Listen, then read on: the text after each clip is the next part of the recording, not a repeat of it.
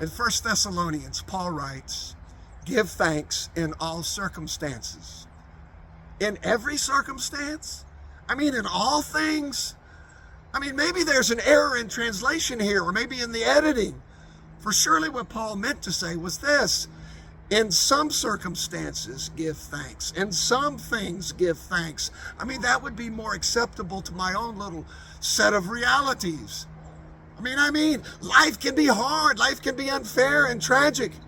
In every circumstance, give thanks? Come on. Well, make no mistake about it. That's precisely what Paul says. Give thanks in all circumstances.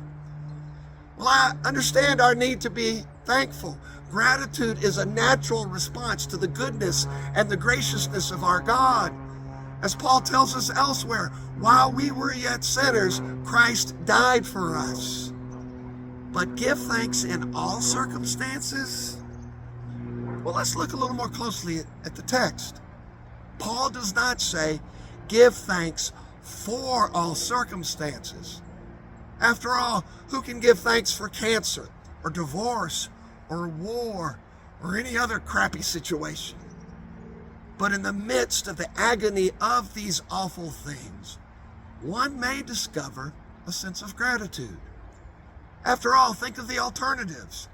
We could say in all circumstances complain, or in all circumstances be angry, or in all circumstances be cynical, or in all circumstances resign yourself. We could complain and be angry and cynical and go into our cave. But when we consider the circumstances, we just might be able to choose Paul's way as the way to go. So, are you a complainer and grumbler? Or are you a thankful person? Deep down, does a sense of gratitude undergird your outlook on life? That, my friends, is the essential question. So I leave you now with 3 exhortations that Paul gives to live a life with an attitude of gratitude. Rejoice always. Pray without ceasing. And in all circumstances, give thanks. Amen. And happy Thanksgiving from my family to yours.